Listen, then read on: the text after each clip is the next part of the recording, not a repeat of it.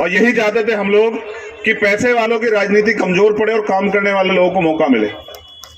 मैं पूरे विश्वास से कहता हूं, जितने जिला परिषद के सदस्य हैं वो एक तरफ और आपका ये बेटा एक तरफ, आप देख लेना सबसे ज्यादा काम करेगा आपके क्षेत्र में, आप देख लेना। भाईचारे का परिणाम है कि बहन चंद्रकांता को आप सब लोगों ने सम्मान दिया। अगर भाईचारा ना होता तो क्या बहन चंद्रकांता जीत जाती? आप बताओ मुझे। कि नारेबाजी करने से कुछ नहीं होगा मेरे भाई। जब तक आप गांव में उतर के लोगों के बीच बैठ के उनके दुख सुख को जान के और उनकी वोट की वैल्यू को उनको समझाने का काम नहीं करोगे, जब तक आप उनके बीच में जाके विश्वास पैदा नहीं करोगे, जब तक आप उनके विश्वास को जीतने का काम नहीं करोगे, जब तक आप प्यार पैदा नहीं करोगे, हम लोग कामयाब नहीं हो सकते। आप बड़ी संख्या में लाखों लोग मेरे साथ आंदोलन करो, कुछ नहीं मिलेगा। एक दिन आंदोलन करेंगे, 2 दिन करेंगे, किसान 12 महीने पड़े रहे। या आज अमीरों के कुत्ते घी खा रहे हैं और हमारे लोग रोटी रोटी के लिए मोहताज हैं इस देश में। मैं इस गांव के 10 घर दिखा दूंगा, अगर सुबह वो काम पे ना जाए तो उनके घर में रोटी नहीं आएगी। मैं जानता हूं अपने समाज को। आप सब लोगों से उम्मीद करते हो, वो झूठे वादे करते हैं कि आपकी जिंदगी बदलेंगे। मैं ये नहीं कहता कि नुकुल को जो पद आपने दिया है वो आपकी जिंदगी बदल देगा, मगर मैं ये वादा आपसे कह रहा हूं कि अगर कुदरत ने, प्रकृति ने मुझे 10 साल की जिंदगी दी, इस 10 साल में मैं अपनी पूरी चप्पलें घिस घिस के हर एक गांव में जाके अपनी साथियों के जरिए इस देश में वो सामाजिक और आर्थिक परिवर्तन जो माननीय प्रकाश राम साहब चाहते थे वो करके दिखाएंगे हम लोग। क्योंकि आज ये जरूरत है, एक तरफ वो हमें जो अधिकार मिले हैं थोड़े बहुत उनको खत्म करना चाहते हैं, और एक तरफ मेरा विशालकाय समाज बैठ के तमाशा देख रहा है। और जब सरकार में भागीदारी आपकी होगी तब मैं गारंटी देता हूं कि तब बनेंगे आपके लिए कानून और आपकी तरफ आंख उठाने वाले का इलाज हो जाएगा शाम तक। आप मेरी बात को याद रखना। आप लोग संघर्ष करने को तैयार हो या नहीं हो बताओ? नौजवानों से ज्यादा आज बुजुर्गों के हाथ उठे हुए हैं। अच्छा, वो टीवी वाले मुझसे पूछते हैं, गजब की बात बता रहा हूं आपको। अभी उन्होंने मुझसे पूछा कि इंटरव्यू में कि भाई नौजवान तो साथ है मगर वो दद्दा तो साथ दिख नहीं रहे। तो आज तो यहाँ हमारे चाचा ताऊओं की दादाओं की बड़ी फौज बैठी हुई है।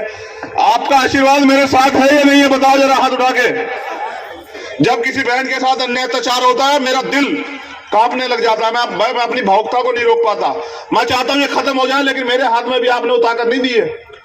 जिस दिन मेरे हाथ में वो ताकत होगी, मैं पूरी ईमानदार से कह रहा हूं कि आपकी तरफ आंख उठाने वाला 1000 बार ना सोचे तो मुझे कहना, मेरा कान पकड़ के बताना कि चंद्रशेखर क्या हो रहा है। और आप विश्वास करो, एक सिंगल मुकदमा मेरा नहीं है साहब, सब समाज की लड़ाई लड़ते हुए। मैं कह रहा हूं मेरी उम्र मेरे के दिन साल के इतने मुकदमे लाद दो, लेकिन जब तक मेरे शरीर में लहू का आखिरी कतरा है तब तक मैं लड़ता रहूंगा, मुझे कोई नहीं रोक सकता तब तक।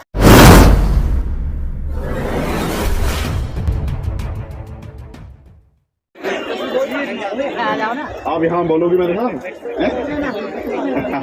चलो ठीक, बैठ जाओ ठीक। क्या हाल है भाई? आप वहाँ बैठो, जाओ मेरी कुर्सी पे जाओ, वहाँ आके बैठो, जाओ जाके बैठो। जय भीम। सबसे पहले तो इस गांव के सभी ग्रामवासियों का बहुत बहुत धन्यवाद। इस गांव के आसपास से, इस जिले के क्षेत्र से जो भी सम्मानित साथी आए हैं, गांव की सरदारी आई हैं, मैं उनका भी धन्यवाद करता हूं। उनके साथ साथ जो मेरे लेफ्ट हैंड पे मेरी दादियाँ, चाचियाँ, माएँ, बहनें, बच्चियाँ, इन सब का भी बहुत बहुत धन्यवाद करता हूँ। हमारे नौजवान साथियों का बहुत बहुत धन्यवाद करता हूँ। मुझे 10-15 मिनट आपसे बात करनी। मैं तो स्वागत बहुत करवाता रहता हूँ, और जब मेरा स्वागत होता है तो मैं स्वागत करने वालों के चेहरे भी देखता हूँ। चलो वो कहीं ना कहीं थोड़ी बहुत ही खुशी तो महसूस कर लेते हैं मेरा स्वागत करके, लेकिन मुझे आपसे बहुत जरूरी बात कहनी। अगर स्वागत करने से आपके दिल में ठंडक पड़ जाए तो बहुत अच्छी बात है। मेरा मानना तो है जब तक आपके जो अधिकार संविधान ने आपको दिए वो नहीं मिलते तब तक तो ठंडक नहीं पड़नी चाहिए। अगर छोटी सी चीज पे अपने दिल को सहमत कर लोगे तो मुझे लगता है कि आगे की लड़ाई नहीं लड़ पाओगे। तो इसलिए मैं आप चाहता हूं कि आप मेरी बात को ध्यान से सुने और उस पर अमल करें। ये जो नौजवान साथी है ना, मैं इनका बहुत बहुत धन्यवाद करता हूं। आज मैं जो कुछ भी हूं, मुझे गर्व है कहने में कि मैं अगर आज जो कुछ भी हूं तो वो भीम आर्मी की कार्यकर्ताओं की वजह से, अपने समाज की वजह से हूं, बहुजन समाज की। और मैं इस मंच के माध्यम से घोषणा करता हूं मैं मेरे जिंदा रहते मेरा शरीर और मेरे मरने के बाद भी मेरा शरीर मेरे समाज के काम आएगा, मेरा ये वादा है इस मंच के माध्यम से। पुनः अपनी बात को शुरू करते हुए सबसे पहले बहन चंद्रकांता जी को और छोटे भाई नुकुल को बहुत बहुत धन्यवाद, उनको बधाई और उनके लिए मंगल कामनाएं। मैं तो ये समझता हूं कि जीत में अगर सबसे बड़ा रोल कोई है तो उनकी मेहनत का और यहाँ के कार्यकर्ताओं की, यहाँ के समाज की, जिन्होंने उन पर विश्वास लगाया। मेरा कोई रोल नहीं, उन सबकी मेहनत का कारण है। और नुकुल ने बहुत मेहनत की है, हमारे प्रभारी जी परवाल साहब, कमल बराड़ा जी, रामे प्रधान जी, राजगुरु जी, तमाम हमारे यहाँ के लीडर, सब लोगों ने बहुत मेहनत की है, यहाँ काम किया है। उनके काम की वजह से विश्वास पैदा हुआ है कि नुकुल जैसे गरीब परिवार के बच्चे को, बेटे को भी जो आप लोग विश्वास उसके ऊपर कर रहे हैं। और यही चाहते थे हम लोग कि पैसे वालों की राजनीति कमजोर पड़े और काम करने वाले लोगों को मौका मिले। मैं पूरे विश्वास से कहता हूं, यहाँ के जितने जिला परिषद के सदस्य, जिला परिषद बोलते हैं आप यहाँ, जितने जिला परिषद के सदस्य हैं वो एक तरफ और आपका ये बेटा एक तरफ। आप देख लेना, सबसे ज्यादा काम करेगा आपके क्षेत्र में, आप देख लेना। क्योंकि हमने इस आंदोलन में यही सिखाया कि हजारों साल से जो समाज ठगा गया है, उनको उम्मीदें तो बहुत होती है, लेकिन उनकी उम्मीदों के साथ हमेशा धोखा होता है। तो इसलिए आप लोग उनके लिए मेहनत करना, उनके लिए अवसर पैदा करना और जो समस्याएं हैं उनके समस्याओं को हल पैदा करना। और मैंने देखा है कि नुकुल और यहाँ जो तमाम साथी हैं, राजगुरु भाई और उनकी पूरी टीम ने अपने दम पे यहाँ पहचान बनाई है, मेहनत की है, उन्होंने एक लड़ाई लड़ी है। जहां भी जुल्म जाती है, अन्याय हुआ, जहां जरूरत हुई, उन्होंने लड़ाई लड़ी और विश्वास पैदा किया। मेरे जैसे भाई को भी उनकी वजह से हिम्मत मिलती है, वो काम करते हैं, उनका श्रेय मुझे मिलता है। आज का ये अच्छा माहौल, अच्छा दिन है। प्रभारी जी ने मुझसे कहा कि आपको आना है उनके धन्यवाद सभा में। किन्हीं कारणों से मेरे ऊपर काम ज्यादा है तो मैं नहीं आ पा रहा था, फिर भी मैंने तय किया कि वहां की टीम का हौसला बढ़ाने के लिए मैं जरूर जाऊंगा। अब मैं अपनी बात को शुरू करता हूं। मैं आपसे बस ये अनुरोध करूंगा कि आपको मेरी बात अच्छी लगे या बुरी, बस आप ताली ना बजा के मेरी बात को सुनो। क्योंकि मैंने महसूस किया है कि जब आप ताली बजाते हैं ना, तो आप अपने ध्यान से वो बात हटा देते हैं जिस बात के लिए आप ताली बजा रहे हैं। बस आप ताली बजाने में खुश हो जाते हैं। ना तो ताली बजाने से आपका भला हो सकता, ना ही किसी को गाली देने से आपका भला हो सकता। बहुजन समाज में समय समय पे जन्मे सभी संतों, गुरुओं, महापुरुषों को नमन करते हुए करुणा के सागर तथागत बुद्ध, संत श्रोमणी सदगुरु रविदास जी महाराज, भगवान वाल्मीकि महाराज, गुरु नानक देव, संत कबीर और आजाद भारत से पहले सामाजिक परिवर्तन के अग्रदूत, महायोद्धा जो इस आंदोलन को चला रहे थे, जिनके कारण आज एक बड़ा ऐतिहासिक परिवर्तन हुआ। और मेरे जैसे प्राइमरी स्कूल के हेडमास्टर के बेटे को भी यहां मंच पे खड़े होकर बोलने का मौका मिला। परम श्रद्धेय राष्ट्रपिता ज्योतिबा फूले, मां सावित्रीबाई फूले, मां फातिमा शेख, छत्रपति साहू जी महाराज, परम पूजनीय बाबा साहब अम्बेडकर, मान्यवर दीना भाना वाल्मीकि साहब, महामना रामस्वरूप वर्मा, सर छोटू राम, चौधरी चरण सिंह, महाराज सिंह भारती जी, बाबू जगदेव प्रसाद कुशवाहा, जननायक कपूरी ठाकुर, बिरसा मुंडा, मेरे रहबर, मेरे गुरु, मेरे आदर्श मान्यवर साहब काशीराम, उन सबको भी नमन करते हुए ये इधर जो है, मुझे एक शिकायत तो नुकुल से रहेगी कि जब इतना अच्छा आयोजन किया था तो मेरी माँ बहनों के लिए कुर्सी बड़ी ऊंची सी लगवाते। जब जिस समाज की माएं बहनें धरती पे, जमीन पे बैठे, वो समाज सम्मानित कभी हो ही नहीं सकता है, कभी नहीं हो सकता है। आप चेक करके देखना, जो समाज सम्मानित महसूस करता है या उसने अपने अंदर काबिलियत, ताकत हासिल की है, उनकी महिलाएं कुर्सियों पे बैठती हैं। उनकी महिलाएं कभी धरती पे नहीं बैठती, जमीन पे। उनकी महिलाएं सम्मान से बैठती हैं कुर्सियों पे। और जब तक इस समाज में ये स्वाभिमान पैदा नहीं होगा, बहुजन समाज में, कि वो अपनी बहन बेटियों को सम्मान का जीवन दे सके, तब तक आंदोलन पूरा नहीं हो सकता है। हम लोग आंदोलन चला रहे हैं, क्यों चला रहे हैं जानना जरूरी है। क्यों मेरे जैसे लोग, नुकुल जैसे लोग, रामे प्रधान जैसे लोग, धर्मवीर प्रवाल जैसे लोग अपने बच्चों को, अपने करियर को, अपने जीवन को दांव पे लगा के इस आंदोलन को चला रहे हैं।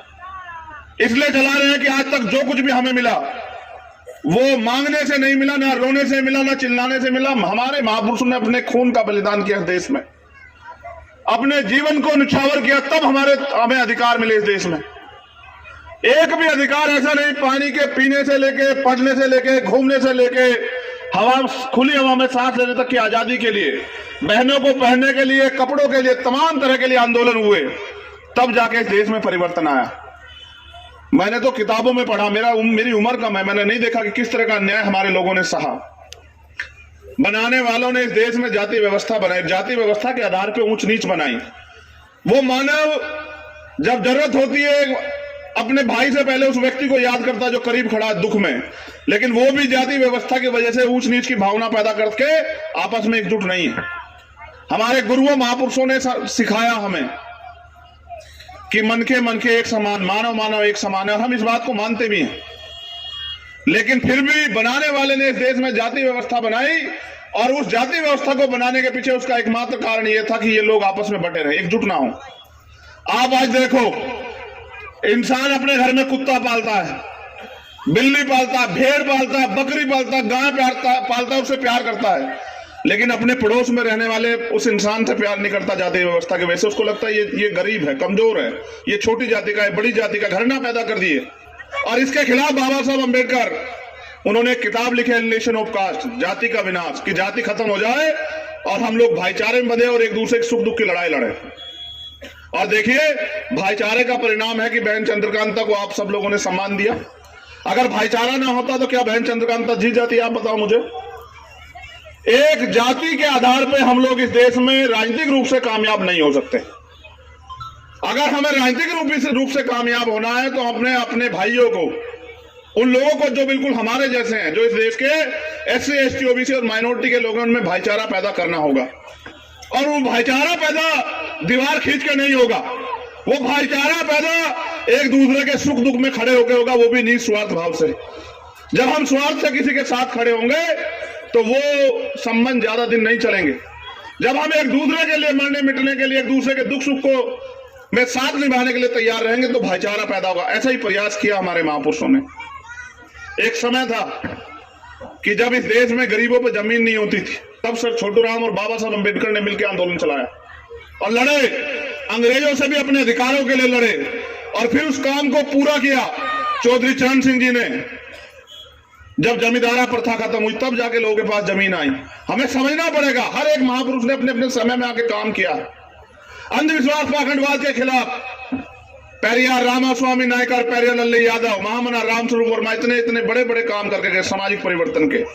राष्ट्रपिता ज्योतिबा फुले। हमें समझना पड़ेगा कि देश के बहुजन समाज के लोग, पिछड़े वर्ग के लोग, दलित समाज के लोग, आदिवासी लोग, माइनॉरिटी के लोग भाई भाई हैं। उनका एक दूसरे से खून का रिश्ता है, दुख का रिश्ता है, परेशानी का रिश्ता है। और उस रिश्ते को समझ के अगर हम एकजुट नहीं हुए देश में, तो अभी हमारे बहुत ही विद्वान साथी, बहुत बड़े संगीतकार हमारे मंजीत जी ये कह रहे थे कि अगर एकजुट ना हुए तो संविधान खत्म हो जाएगा। आपको समझना पड़ेगा संविधान है क्या और संविधान आपको देता क्या है। ये जो आप आजादी से बैठी हो ना मेरी माओ बहनों, ये संविधान की देन है। अगर आज ये चंद्रकांता जिला परिषद की मेंबर बनी, इसका अधिकार बाबा साहब अम्बेडकर ने संविधान में हमें दिया। आज अगर हम लोग साफ पानी पी रहे हैं, या आजादी से घूम रहे हैं, या पढ़ लिख रहे हैं, या doctor, engineer, IAS IPS engineer तमाम तरह की पोस्टों पे जा रहे हैं, तो ये सारे अधिकार जो हैं हमारे महापुरुषों ने भारतीय संविधान में अपने जीवन का निचोड़ बना के दिए। अब सोचो अगर ये खत्म हो जाएगा तो ना तो मुझे कोई इस मंच पे चढ़ने देगा, ना ही किसी को गाना गाने देगा, ना ही आपके नीचे कुर्सियां होंगी, और ना ही आप मेरी यहाँ की सरदारी मेरा स्वागत कर पाएगी। तो महापुरुषों ने आंदोलन चला के अपने 4-4 बच्चों की कुर्बानियां देके, अपने जीवन की कुर्बानियां देके हमें जानवर के जीवन से इंसानों का जीवन जीने का अवसर दिया। अब हमारे कंधों पे जिम्मेदारी है। स्पेशली भीम आर्मी के नौजवानों से कह रहा हूं कि नारेबाजी करने से कुछ नहीं होगा मेरे भाई। जब तक आप गांव में उतर के लोगों के बीच बैठ के उनके दुख सुख को जान के और उनकी वोट की वैल्यू को उनको समझाने का काम नहीं करोगे, जब तक आप उनके बीच में जाके विश्वास पैदा नहीं करोगे, जब तक आप उनके विश्वास को जीतने का काम नहीं करोगे, जब तक आप प्यार पैदा नहीं करोगे, हम लोग कामयाब नहीं हो सकते। इस देश में अगर कोई भी कानून बनवाना है अपने अधिकारों के लिए तो वो बनेगा विधानसभा में या संसद में। और संसद में अगर आपकी संख्या नहीं है, विधानसभाओं में आपकी संख्या नहीं है, तो फिर आपके लिए कोई कानून नहीं बनेगा। अगर बनता तो 72 साल में बन जाता। आज जिन चीजों से आप परेशान हैं, जमीन नहीं है, रोजगार नहीं है, महंगाई से निजात नहीं मिल रही है, भ्रष्टाचार चरम पे है, अच्छी पढ़ाई नहीं हो रही, अच्छा इलाज नहीं हो रहा, ये पैदा कहां से होगी? ये मिलेंगी कहां से आपको? सड़क पे नारे लगाने से? आप तो कोरोना काल में इतनी बड़ी संख्या में मरे मजदूर, किसान सुसाइड कर रहे हैं, तो क्या आपके दुख को किसने देख के आपके लिए कुछ छोड़ा क्या? आप बताओ, कोई आपके इस दुख में आपके दुख को देख के आया हो कि नहीं साहब आपके साथ परेशानी, आपके लिए कानून बनाते हैं, आपको ठीक सुविधा मिलनी चाहिए। ये जो तमाम लोग बैठे हैं जो चुनाव के समय आपके अपने होने का नाटक करते हैं, यही चुनाव के बाद आपके हिस्से के अधिकारों को लूटने का, खत्म करने का काम करते हैं इस देश में। बड़ी मेहनत से बाबा साहब अंबेडकर और माननीय काशीराम साहब के कारवा को हम लोग अपने कंधों पे यहां तक लेके आए हैं, और यहां तक नहीं लेकर आगे तक ले जाना चाहते। कहां तक? जब इस देश के संविधान को पूर्ण रूप से लागू होने का मौका मिलेगा, और जो बाबा साहब अंबेडकर ने सपना देखा इस देश की सर्वोच्च गद्दी पे बाबा साहब अंबेडकर को मानने वाला उनका बेटा बैठ के इस देश के कमजोर शोषित वंचित तबके के लिए, उनके अधिकारों के लिए कानून बना के उनको असली आजादी इस देश में देगा। जब तक वो दिन नहीं आता तब तक अगर आप चैन से बैठे हो तो आप तमाशा देख रहे हो अपने बुरे हालात का। इसलिए मैं इस स्वागत से बहुत खुश नहीं हूं। मैं आपके दिल की इच्छा का दोनों हाथ जोड़ के सम्मान करता हूं कि आप मुझको बहुत प्यार करते हैं, आशीर्वाद भी देते हैं, मेरे लिए अपना तन मन धन लुटाने को तैयार है। लेकिन आप मुझे बताओ, जब बेटा कमाऊ हो जाए तो उसका कोई फर्ज नहीं है क्या? पिताओं के, दादाओं के, चाची दादी बहनों के प्रति, भाइयों के प्रति क्या उसका फर्ज नहीं है? आज समाज ने मुझे इतनी बड़ी पहचान दी, मेरे दिल में भी दर्द है कि मैं आपके साथ जो परेशानियां, चाहे वो गरीबी हो, चाहे वो भूख हो, चाहे वो जमीन हो, चाहे वो रोजगार हो, चाहे वो मकान की समस्या हो, या स्वाभिमान सम्मान की समस्या हो, या जो अन्याय अत्याचार उसकी समस्या हो, मैं उसको जड़ से खत्म करना चाहता हूं। लेकिन वो तभी खत्म होगी जब आप मुझे राजनीतिक ताकत दोगे। आप बड़ी संख्या में लाखों लोग मेरे साथ आंदोलन करो, कुछ नहीं बोलेगा। एक दिन आंदोलन करेंगे, 2 दिन करेंगे, किसान 12 महीने पड़े रहे, और वो प्रधान मिनिस्टर ने कह दिया कि भाई ठीक है, हम ये कानून वापस ले रहे हैं और बाकी आपकी मांगे पूरी कर देंगे, आज तक नहीं की। तो आंदोलन से ज्यादा अगर राजनीतिक ताकत अपने हाथ में आप लेने के पीछे काम करोगे तो शायद हमारी जिंदगी बदल जाए। मैं तो पूरे भारत में घूमता हूं, मेरी बहनें माएं सुन रही है मुझे। हजारों गांव ऐसे हैं जहां आज भी साफ पानी नहीं पहुंचा, हजारों गांव ऐसे हैं जहां आज भी हॉस्पिटल नहीं है, सुविधाएं नहीं है, हजारों गांव ऐसे हैं जहां स्कूल नहीं है। भारत के अंदर करोड़ों लोग अच्छा इलाज ना मिलने के कारण आज तक मर चुके हैं। आज भी लाखों लोग जो हैं वो खुले आसमान के नीचे सोते हैं। जाओ बस स्टैंड पे देखो, जाओ रेलवे स्टेशन पे देखो, जाओ तमाम मंदिरों के बाहर देखो, मस्जिदों के बाहर देखो, लोग सोते नहीं सोते खुले में। और हजारों लोग जो हैं भूख के कारण जो है एक टाइम का खाना खाते हैं इस देश में, और कह रहे हैं देश तरक्की कर रहा है। ये कौन है? हजारों लाखों करोड़ों लोग, ये आपके और हमारे लोग जो आज भी इस देश में व्यापक सामाजिक और आर्थिक गैर बराबरी के शिकार हो रहे हैं। यहां मुझे कहने में कोई परहेज नहीं, मैं गरीब का बेटा हूं, किसान का, प्राइमरी स्कूल का हेडमास्टर का। यहां आज अमीरों के कुत्ते घी खा रहे हैं और हमारे लोग रोटी रोटी के लिए मोहताज हैं इस देश में। मैं इस गांव के 10 घर दिखा दूंगा, अगर सुबह वो काम पे ना जाए तो उनके घर में रोटी नहीं आएगी। मैं जानता हूं अपने समाज को। आप सब लोगों से उम्मीद करते हो, वो झूठे वादे करते हैं कि आपकी जिंदगी बदलेंगे। मैं ये नहीं कहता कि नुकुल को जो पद आपने दिया है वो आपकी जिंदगी बदल देगा, मगर मैं ये वादा आपसे कह रहा हूं कि अगर कुदरत ने, प्रकृति ने मुझे 10 साल की जिंदगी दी, इस 10 साल में मैं अपनी पूरी चप्पलें घिस घिस के हर एक गांव में जाके अपने साथियों के जरिए इस देश में वो सामाजिक और आर्थिक परिवर्तन जो माननीय काशीराम साहब चाहते थे वो करके दिखाएंगे हम लोग। क्योंकि आज ये जरूरत है, एक तरफ वो हमें जो अधिकार मिले हैं थोड़े बहुत उनको खत्म करना चाहते हैं, और एक तरफ मेरा विशालकाय समाज बैठ के तमाशा देख रहा है। एक दिन काम करने से एक दिन की रोटी आएगी साहब, 365 दिन काम करना पड़ेगा। जो नौजवान इस नीले पटके को डालते हैं ना, जो जय भीम का नारा लगाते हैं, वो तो भूखे पेट भी काम करने वाले लोगों। लेकिन समझ लो काम क्या करना है। आपके जिले में कितने गांव हैं पलवल में, बताओ कितने? 289 गांव में से एक भी गांव ऐसा नहीं होना चाहिए जिसमें कम से कम 1 या 2 परिवार आपके साथ ना जुड़ा हो। इस काम को 1 महीने में करके दिखाओ, फिर अगले 1 साल उसी गांव में एक परिवार के साथ साथ 1 महीने में 1 परिवार को जोड़ते हुए 12 परिवारों को जोड़कर काम करो, और फिर आएगा 2024। मैं गारंटी से कहता हूं, जब एक एक गांव में 12-12, 15-15 परिवार आपके साथ जुड़ जाएंगे और वो भी आपकी बात को समझ जाएंगे, तो मैं लिख के देता हूं, यहां से पलवल से विधायक आपके होंगे, सरकार में हिस्सेदारी भागीदारी आपकी होगी, और जब सरकार में भागीदारी आपकी होगी तब मैं गारंटी देता हूं कि तब बनेंगे आपके लिए कानून और आपकी तरफ आंख उठाने वाले का इलाज हो जाएगा शाम तक। आप मेरी बात को याद रखना, सड़कों से कानून नहीं बनेंगे। और एक दिन काम करके मेरे आने पे खूब मोटरसाइकिलें, खूब गाड़ी दौड़ा के काम नहीं चलेगा, बहुत गाने बजा के नाच के काम नहीं चलेगा। जिम्मेदार बनना पड़ेगा और गांव गांव में जाके, और वो समाज जो सब पे भरोसा करता है उसके विश्वास को नहीं ठगना है, ये भी याद रखना। बड़ी मुश्किल से अपनी मेहनत से हम लोग ये विश्वास पैदा कर पाए, कोई अपने निजी स्वार्थ में उसे ठगने का काम ना करे।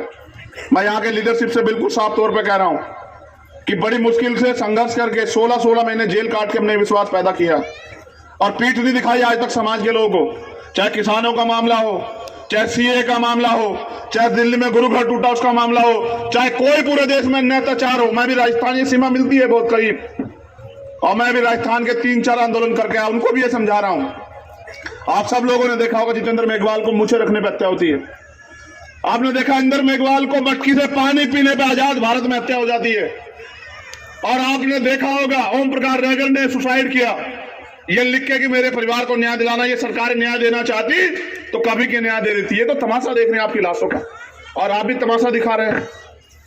इनकी चिकनी चुपड़ी बातों में आके काम करने वाले लोगों को छोड़ देते हो और थोड़े बहुत शराब पैसे के अवसर पे इनके साथ हो जाते हो। बताओ अपनी आने वाली पीढ़ियों का इलाज कर रहे हो नहीं कर रहे हो आप? वोट दो धारी तलवार है, आपने अगर दुश्मन को दी तो आपका इलाज करेगी, और अगर अपने व्यक्ति को दी तो आपकी परेशानियों का इलाज करेगी। आपको तय करना पड़ेगा।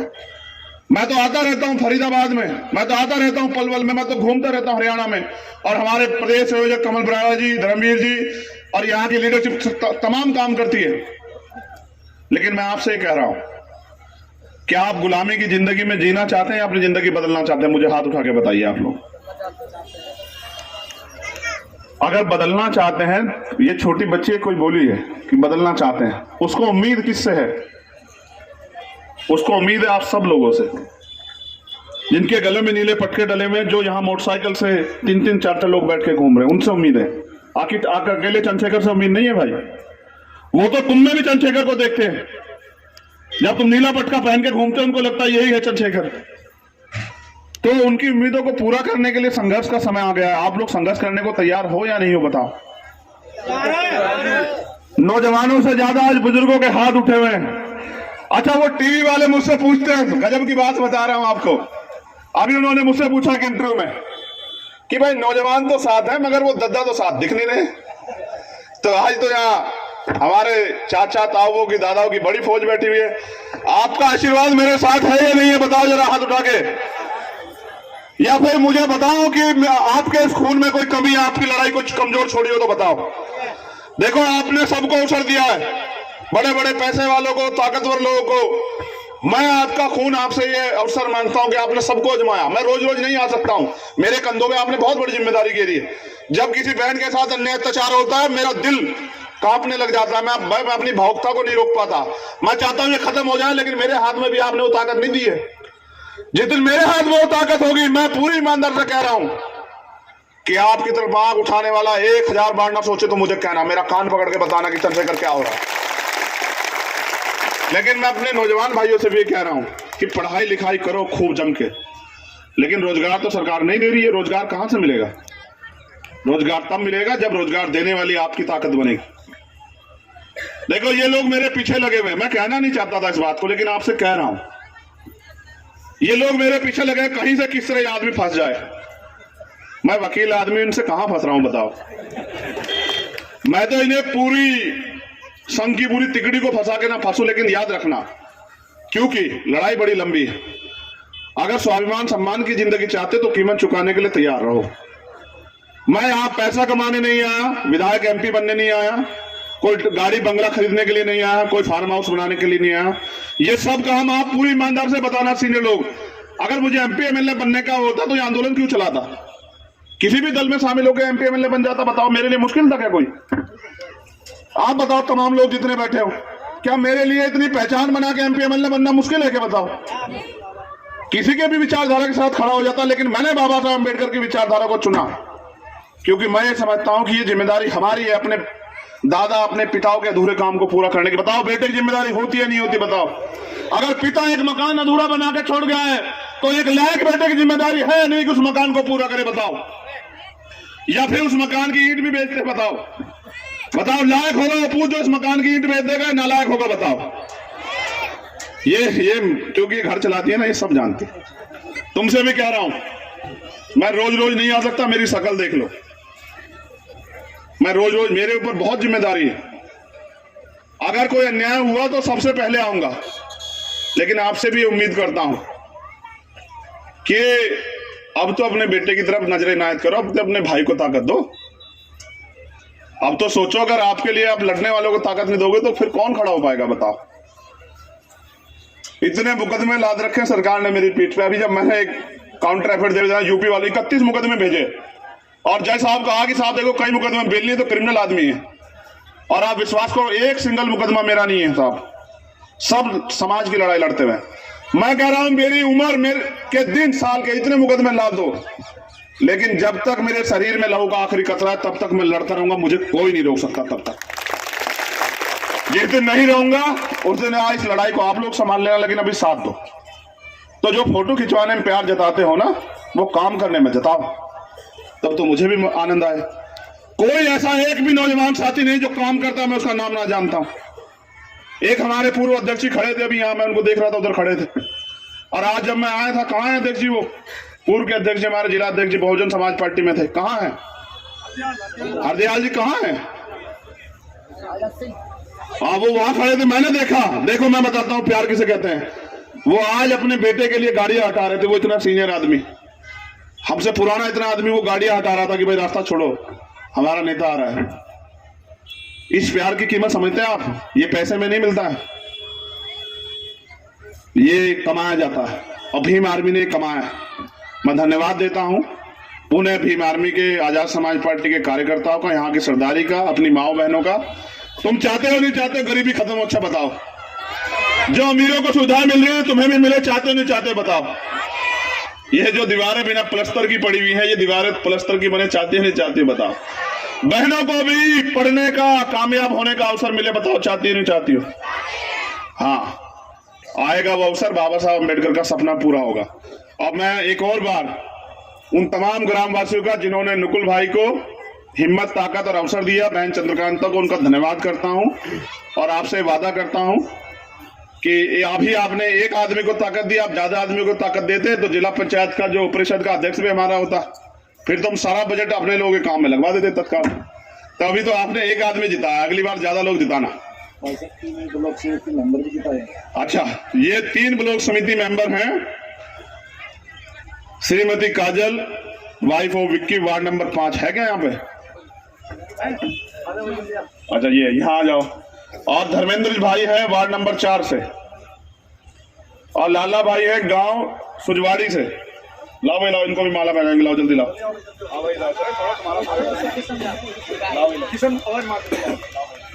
राजपुरा से किशन मेंबर जी आ जाओ। हरबंश भाई, जिला पार्षद वार्ड नंबर 19। पार्षद हैं आपके? और कौन है भाई? जल्दी आओ, जल्दी आओ।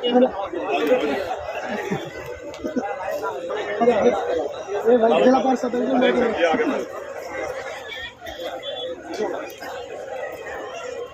जिला पार्षद